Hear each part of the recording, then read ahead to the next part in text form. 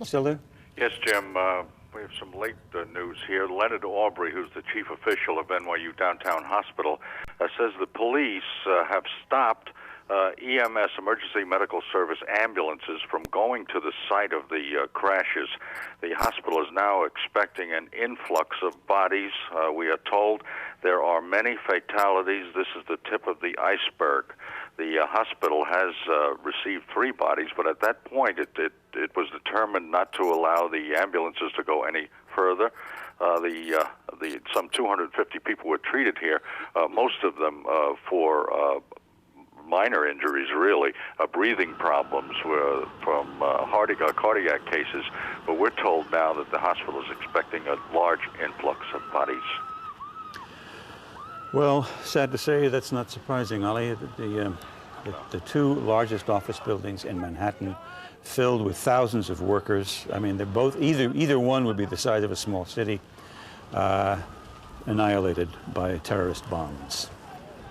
John Rowland is in the newsroom this morning. John? Yeah, thanks, Jim. Like you, trying to take all of this in, it's just mind-boggling. Let me just give you a little bit of transportation information. New York Waterway Service to New Jersey, Brooklyn, and Queens is working. That's out of Pier 11, going to Jersey City, Hoboken, and Weehawken. It's very difficult, if not impossible, to get in or out of the city right now. The City University of New York has canceled all of its classes. We said earlier that the election today has been canceled. The CUNY buildings, even though classes are canceled, the CUNY buildings are going to stay open so that the people who can't get home will at least have some place to stay. Let me give you the blood center hotline number, 1-800-933-2566, in case you're able to donate blood. And if you're a doctor or a nurse, all the hospitals are asking that if you haven't already gone into work, please do so. Now, let's go over again the timeline of this horrific event that happened this morning, starting at about 8:50 this morning. Let's take a look at that tape. This is 8:50 this morning. Believed to be a plane crashed into the South Tower of the World Trade Center. Now that was Dick Oliver. Have you been hearing him all day from Good Day New York? He was in Lower Manhattan at the time when the first plane slammed into the World Trade Center Tower number 2. Smoke and flames engulfed the top part of that building, as you can see. The plane left a huge hole in the side of the building. Then about 20 minutes later, a second plane, again on a suicide run. Look at that. Sorry, it went almost right through the building.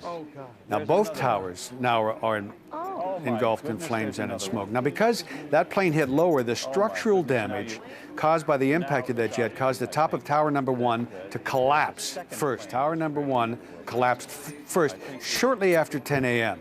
Shards of glass and steel came plummeting down, and the smoke buried the surrounding buildings. Now, you saw earlier the tape from our camera crew, what that was like when what you're seeing now finally did go down and actually hit the street. And about a half an hour later, more of the unthinkable, the North World Trade Tower number 2 came tumbling down. Again, raining steel and glass, tons of steel and glass, smoke everywhere, the damage unbelievable, and the death toll unbelievable. 50,000 people work in those 2 buildings, and we don't know how many of them were evacuated before all of this happened. And there you see it coming down.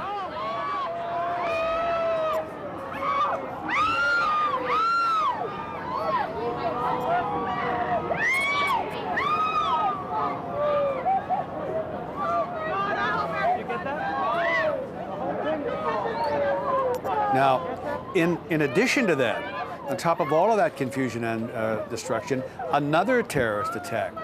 This one was in Washington. The Pentagon was attacked. Another plane, a suicide plane, crashed into it. Flames and smoke there. That building has been evacuated. 5 floors of the Pentagon collapsed, and we don't know how many of our service people were killed in the attack there.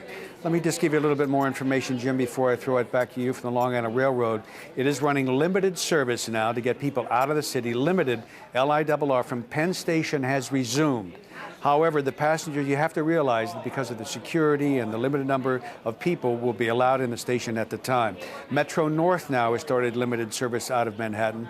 The limited service on the subways also, the A, the F, and the E, and the number 7 lines. Passengers will not be allowed to get onto any trains coming into Manhattan. You're allowed out on some limited trains and subway trains and out of Penn Station, but you are not allowed at this point to come into Manhattan. All right, Jim, back to you. All right, Ollie, why do I keep calling you Ollie? I apologize to you. I'm so used to dealing with Dick Oliver. Yeah, to underscore that, you cannot get into Manhattan by public transportation right now. We don't know when it's going to resume, but obviously for the foreseeable future, every effort is being made to steer people away from the island of Manhattan so that the rescue effort can go forward, and sad to say, the cleaning up effort can go forward as well. I understand that Chopper 5 is up. Of course, they have to keep their distance as well, but they can take a look at some of the roads around the city. Is that Kai? Oh.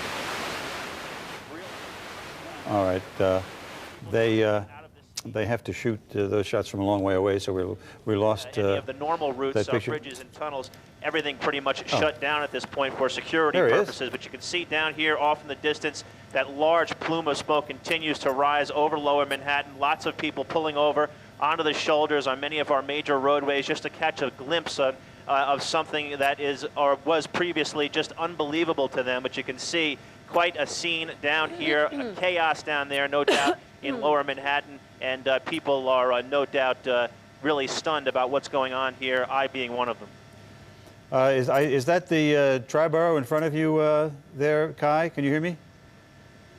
No, Kai cannot hear me, but it does look like the Triborough Bridge. There's the toll plaza, ordinarily mobbed. Not a car in sight there today, except maybe just a few cars heading toward Queens, and that's it. I suppose I should make the point that the people who pulled off this series of attacks chose not only a symbol of the vibrancy of this city, but they also chose a place which was the largest concentration of office workers on a workday in the entire city. So they apparently knew what they were doing. On a day that was where Americans go and vote possibly for well, New Yorkers anyway. Right? Yeah, New Yorkers next anyway. Mayor of New York City. Primary day. True enough. Dave Corporon is the cameraman here at Fox 5 who shot that footage of the people running in past him.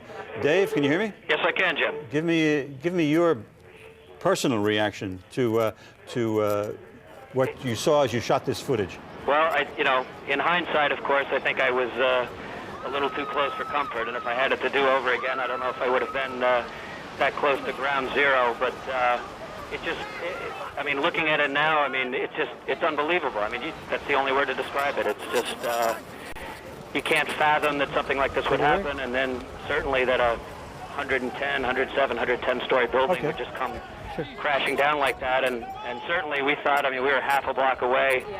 And when we heard the residual explosion, people just started running, really, literally running for their lives.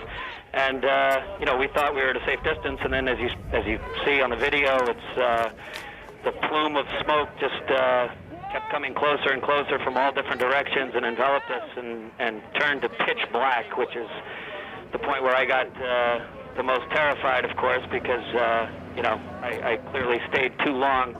But it's just hard. I mean, it's hard to fathom, as we all see on the video. But unbelievable. And just once I was enveloped with the blackness of the smoke, it was everything just an eerie silence.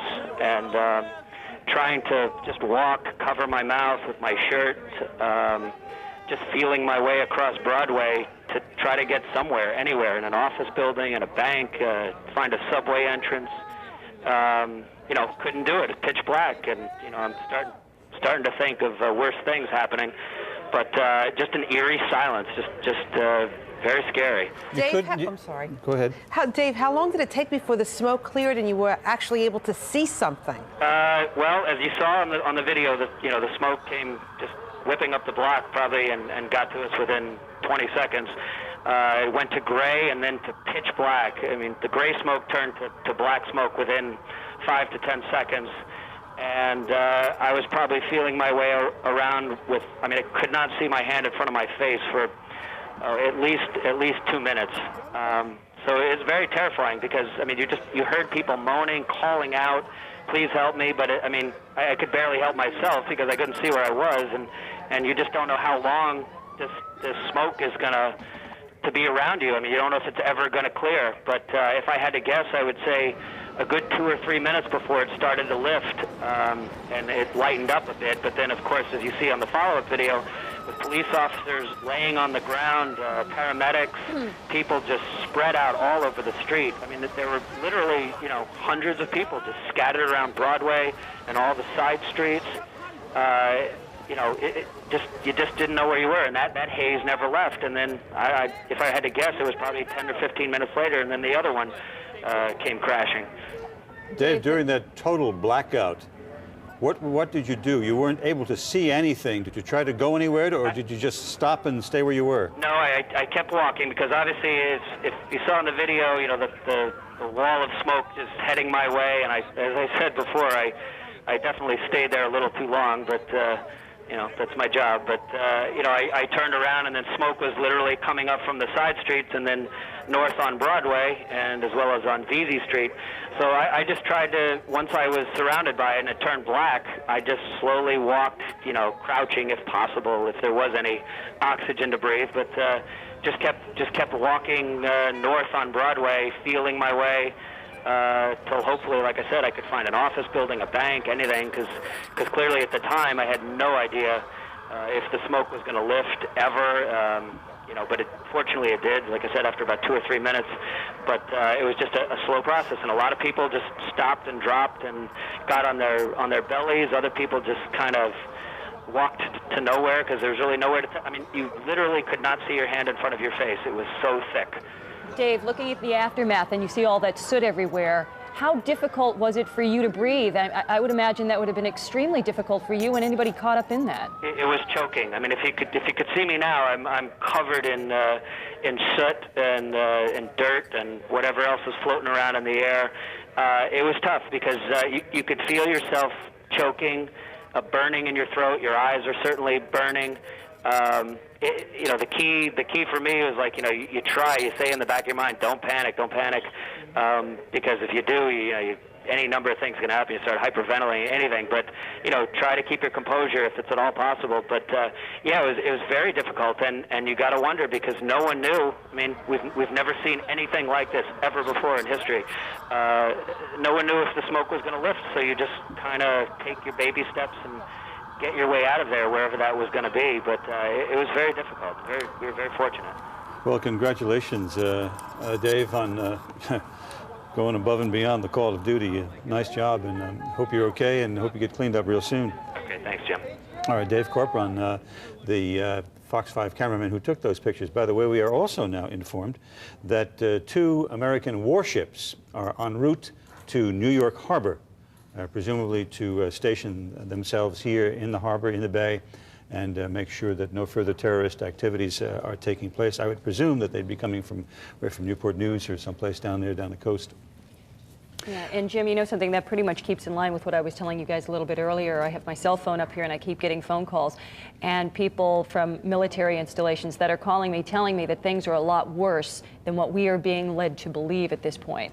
And the only thing that I could surmise from that is that there are more terrorist attacks possibly planned. And if they have those warships coming into the harbor, that's possible. That could be going on. Also, another thing here, we wanted to give out a phone number.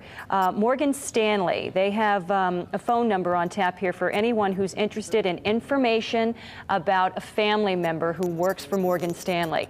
That number on the screen right now, it's 1-888-883-4391. Number again, right on your screen, 888-883-4391. If you have anybody who works at Morgan Stanley and you would like some information about them, you can definitely give them a call. All right, as we continue to give you some visual idea of the depth of this tragedy, take a look at this next piece of video coming up. What we will show you is the person waving frantically, somehow seeking help from somebody to get out of the inferno that certainly is behind him. The man climbing out on one of the upper floors of the World Trade Center, waving his coat, asking somebody, please come and help me. I'm sure there were thousands like him. We happened to see his picture, and there you see paper flying by in front of him. And there you see the smoke just billowing out of the windows behind him. What we could not show you in that picture was when he jumped. Jim, we have some phone numbers now, emergency phone numbers. Only call them if it's really an emergency. American Airlines has a number you can call if you believe you have a loved one on any of those flights. The number is 1-800-245-0999, 1-800-245-0999. And I believe we have another phone call, another line for United Airlines. That number is 1-800-932-8555, 1-800-932-8555. Call these numbers only if it's an emergency. And it's been some 5 hours after the first blast right now, and look, that's a live picture I presume we're looking at? And okay, that's a live picture 5 hours after the tragedy. The World Trade Center, where there are some 50,000 people working on a daily basis, blown to smithereens, eradicated from the skyline by 2 planes hijacked by terrorists. Well, we're continuing our coverage of this tragedy. We will tell you that not only were our city struck here, but also the Pentagon, the military complex in Washington, was attacked as well, and a 4th plane that one could presume was hijacked by terrorists. It took out of Newark Airport en route to San Francisco. That went down in the western part of Pennsylvania, and one can only presume that there was some heroism that took place on that plane. Well, Jim, we have some new video just into the Fox 5 newsroom. This is of Tower 1 collapsing. Let's take a look at that video right now.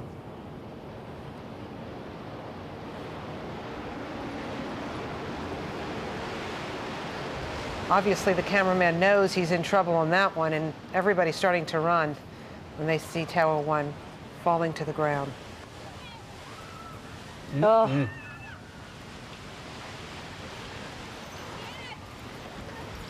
And when you're running like that, just in fear for your life, you have no idea how close that is behind you.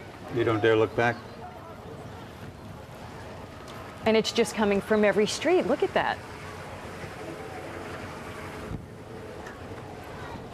Yeah, we saw in Dave Corporon's video earlier that that the smoke came from around corners and came in front of you and behind you. And look at this right here, this video right here, where suddenly a big, huge plume of smoke comes around the corner. And then you can see a little later, it comes from the next block as well. Dave courageously continues to stand there, taking pictures of the smoke and the debris coming at him. And then to the left of the camera, here comes more smoke. So he's just coming at him from every direction. Just can't escape it. It must have been terrorizing to be in that. That's not being inside the World Trade Center, where the carnage took place. That's just outside. And there's a live picture now of Lower Manhattan. The skyline of New York has dramatically changed in this town. 5 hours plus after the first blast, the Twin Towers of the World Trade Center, no more, and 50,000 people working inside. The toll here may be, in the use of the mayor's words, horrendous. Such a frightening picture when you look at this. I mean, still, it's all, we just keep repeating it, but it is just unbelievable that an attack of this magnitude has happened in this city. And again, it really raises the issue. I mean, this is something, obviously, that people are thinking right now, the security at our airports. Joe when he was here earlier, the security expert, talking about how when something like this happens, there seems to be a concentrated effort on increasing security at the airports and other facilities, and then we become a little too comfortable with that in our society, and it becomes a little lax. Unfortunately, that statue there to the left of your picture was not attacked and is unharmed. A symbol of freedom and liberty in this country. Well, Brian has been monitoring the internet for us right now. Brian, what are you seeing over there? You know, what's happening here is I believe everyone feels, if nothing else, a bit of a safety in being able to communicate immediately with the internet because phones are down. So you're hearing a bit of panic on the internet saying, I can't get a hold of someone, but they're being able to email a friend who is emailing a friend when they can't get a hold of family members. I spoke with one friend who was speaking with a friend on the internet again, who was on the phone with someone in the second tower when it was hit. I am waiting to get that story as we speak. I'm also in touch with several contacts that I have regarding Afghanistan and that kind of situation and their take on it since the Taliban's denial of that kind of situation. But in the meantime, it's basically everyone in the streets of New York trying to get home and the traffic jams and everyone kind of on the internet, if you will, breathing a sigh of relief that they're home safely and worried about other people. So I think kind of the take of the city is, wow, our problems yesterday didn't really matter. Back to you. Okay, thanks, Brianne. All right, we have Lynn. I'm back back up, and I'm filling in for Jim because Jim has been up here all morning. So I've just been downstairs, just watching our air, watching what is going on. You still can't comprehend it, right? And when the video was shown of that smoke just coming through, I'm looking at people downstairs that we work with who just, their eyes just filled with tears. I mean, this is one of the most dramatic things that I have ever seen happen in the 20-some-odd years I have been in broadcasting. I think it would be really the most dramatic thing that most people in the city have ever experienced, especially if you're down there. I mean, it's just unbelievable to think that you're running, literally running for your life, and you have this huge plume of smoke, which you have no idea really why this is happening, what's going on, and it's chasing you down this street. And then you're running around a corner, and there's another huge plume of smoke coming at you. You can't breathe. There's debris falling on top of you. Yeah. It's a little chilly, actually, in the studio, and my teeth are chattering. But I mean, it's really frightening. It is a well, very, you know, very New York, a symbol of power and strength, a leader in financial markets across the world. To have this city come to a standstill, I mean, is disgraceful that these terrorists were able to penetrate our city. It is really something. We are going to, our own Dave Price is out, and Dave was around the United Nations, and he was talking to some people out there, getting their thoughts and reactions. Let's take a look at that. We're at the United Nations right now, speaking with one of the people who was evacuated earlier this morning. Charles Hunt, you work for American Express. Tell us what happened and give us the time frame. About 9 o'clock this morning, someone came into the office and said that a plane had crashed into the World Trade Center. We all looked out, saw the smoke and the gaping hole. About 15 minutes later, they evacuated. There was a lot of confusion, a lot of chaos, and only essential personnel and services are now back in, and the UN has dismissed all contractors. Was it an orderly evacuation? No, a lot of confusion, a lot of chaos. So nobody knew where to go and things like that. Had most of the diplomats, do you know, arrived for work? Well, the GA, the General Assembly, starts in about 10 days, and I understand the Security Council is still in session. Do you imagine you'll be back in the building within the next 24 hours? Have they mentioned what the plans are to have you back in that building? At this point, no. No one's made any announcements or forecasts. And one final question, given that you do work for the travel agency that books the travel for the diplomats, in those few minutes before the evacuation and after the bombing, had you heard from any diplomatic corps requesting reservations to leave the area? No, nothing. Describe the mood in the United Nations this morning. Tense, confusion, a lot of questions, a lot of concern, a lot of sadness. That's the situation right here at the United Nations. Once again, to repeat, the United Nations has been evacuated. Only now essential personnel still in the building and basically a lockdown with high security. And we will continue to track what's happening around the area. Let's send it back to you. All right. right, thank you very much, Dave, out around the United Nations talking to people out there. We were talking earlier because, oh, I can't remember exactly who it was, a reporter that came in and said she was in a cab, and Kimberly Richardson, and she said she could hear what sounded like demonstrations or something going on at the United Nations, but wasn't sure that there was any kind of connection, which it probably turned out not to be. But you think to yourself, the United Nations, why not the United Nations I think building? it was an attack against the United States, not against the world, against the United States. It was a definite attack, but we'll find out later. Now, Barbara Nevins is down in Lower Manhattan. Barbara, what are you seeing over there? Vehicles going up Avenue of the Americas, 6th Avenue, from the area of the World Trade Towers. I'm here, however, with Matthew Zucchini. President Bush talked about this being a test, and in every crisis there are people who come forward and put themselves to the test. Matthew Zucchini is among those people. Matthew Zucchini and his friends are construction workers. You were working up on 28th Street and you walked down to the World Trade Towers. Tell us what happened. That's correct.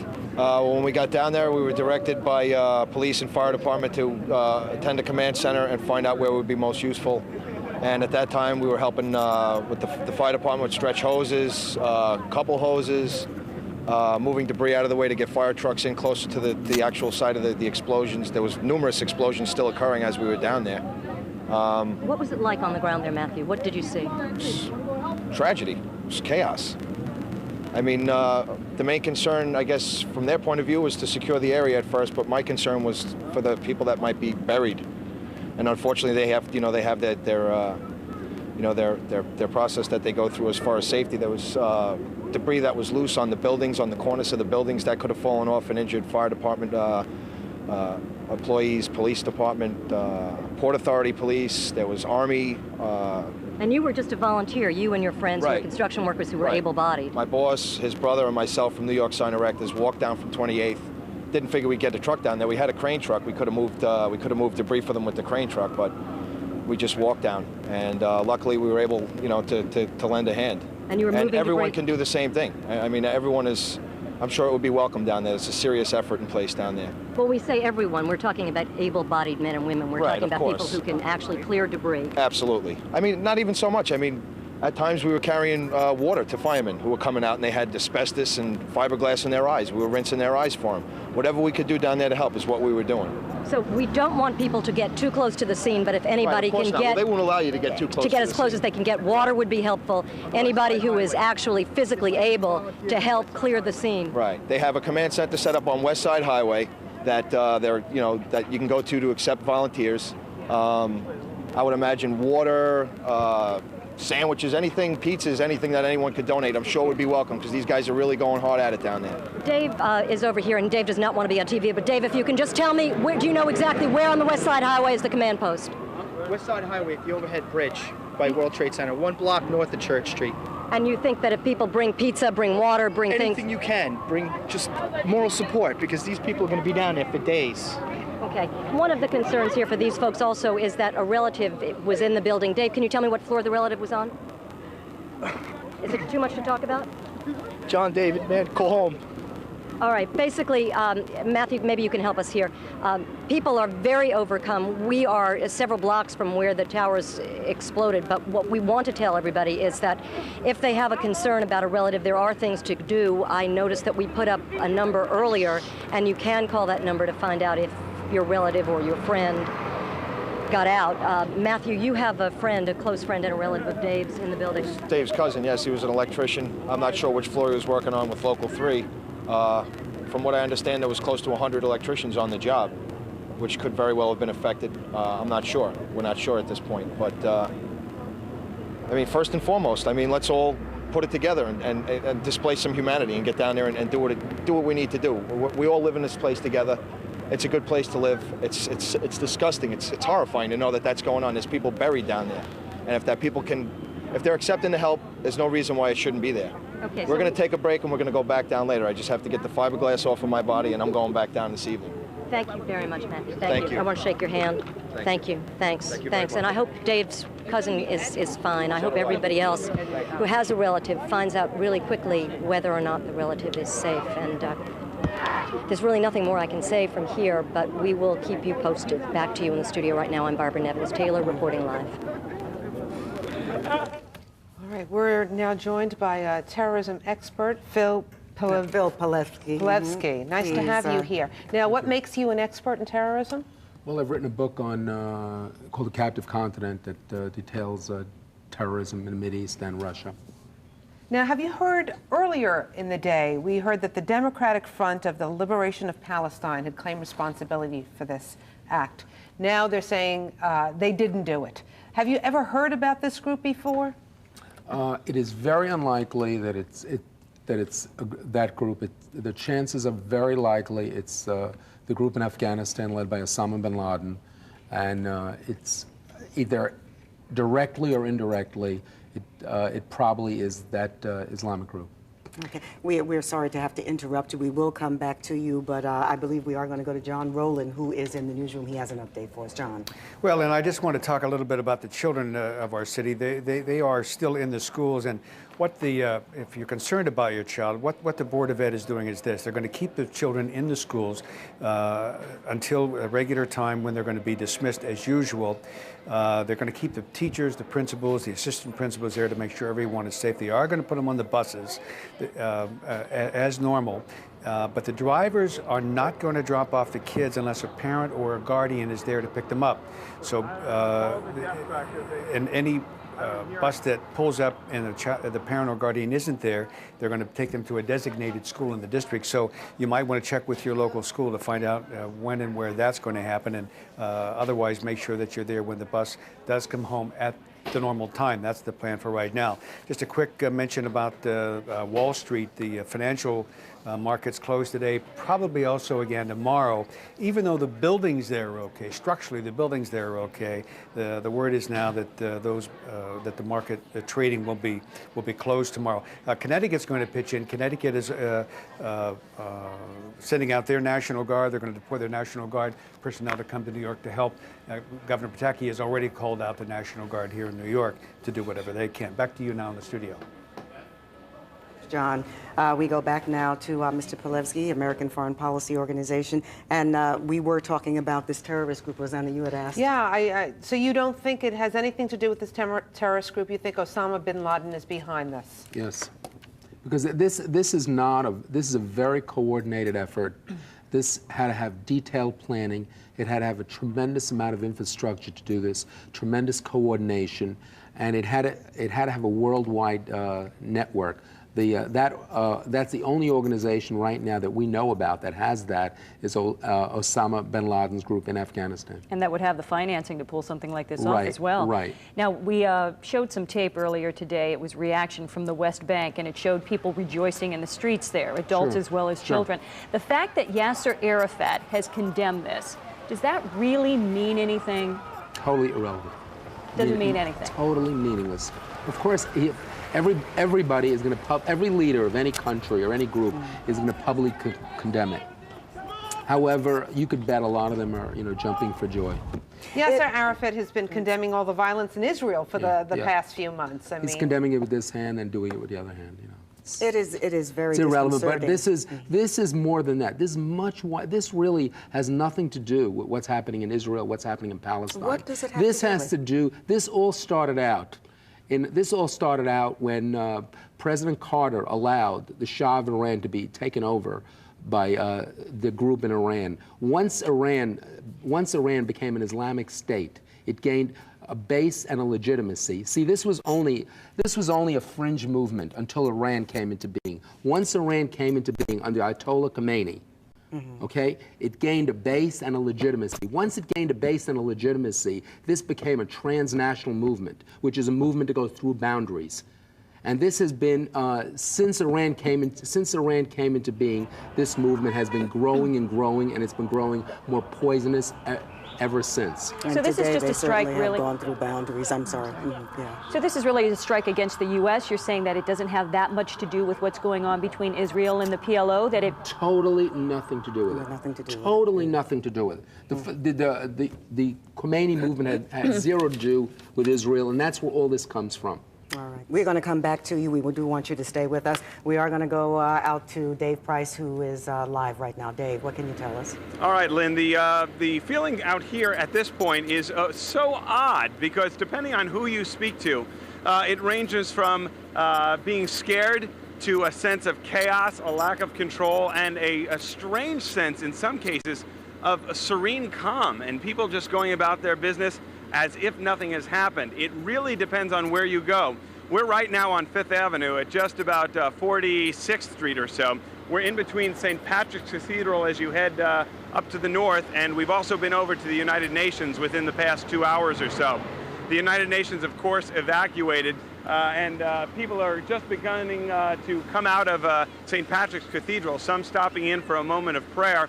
And just a little while ago, we were down by Grand Central Station, and just as we were approaching Grand Central Station, 2 or 3 people started to run, and then a pack of people immediately began to run right after them. And there was a little bit of screaming. There were packs of people trying to figure out what was going on. One person said there was a package in Grand Central. And as a result, this kind of chaotic state rolls around of either misinformation or disinformation. And that's really what's kind of rolling through as a theme up and down this region of the city right now. So some people have stopped by the truck here and asked us where they can donate blood. Others are just trying to get home and are getting various amounts of bits of information as to what's open, what's closed, where they can go on foot, and where they're allowed to go by car. But we're continuing to see automobile traffic almost come to a stop here. And every once in a while, every few minutes, we'll see a series of police cars or an ambulance here and there race down to the southern tip of Manhattan. I doubt you can see it. I'm going to ask Alan, our cameraman, to pan down to the southern tip right along 5th Avenue, and you can still see plumes of smoke. And everyone, every time a larger plume goes up, says, was there another explosion? Did you hear that? And there's a great sense of uneasiness right along this area. And I'm not sure if we have another shot which we can show you, but many stores right up and down 5th Avenue, Madison Avenue, and through the heart of Manhattan have simply closed up shop, put down the gates, and people have gone. So Lynn, that's what's going on right now. And as we mentioned, again, fire crews, police crews making their way to various points in the city, but things beginning to certainly thin out, and many buildings, office buildings, as well as state municipal buildings, of course, have been evacuated. I'm going to put the phone up to my ear just in case you have any questions. Okay, Dave, are you, you're getting cell phone transaction? Yeah, cell phone, I'm going to put the phone down for a minute again, Lynn. Cell phone transaction is sporadic at best. In fact, even in our communications, you'll try 10, 12, 20 times, and then every once in a while, you'll get a signal or get through. Sometimes you'll just dial up, and there's no sound at all. And a lot of people on this street simply want to contact a loved one and say, I'm okay, I'm here. And in fact, many people walking up to the truck saying, do you know a way I can get through to so-and-so? And simply, if you pan up and down the street as you walk, you'll see people simply frantically dialing and redialing the phone in the goal of reaching someone at home or someone to relay a message. Lynn, I'm going to put the phone back up to my ear. You know, you mentioned something earlier when you were talking about a couple of people started to run, and then more people started to run, and then someone said something about a package at Grand Central.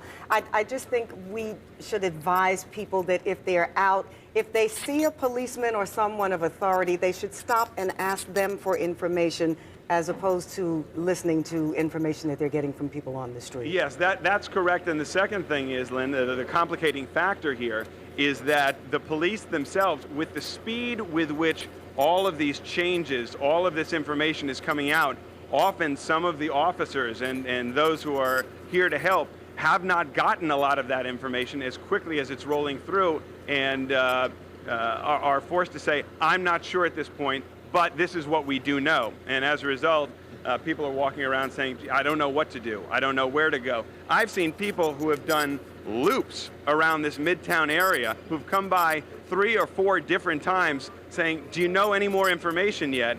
I'm just trying to get home. All right, Dave, we are going to have to leave you now, but we will get back to you soon.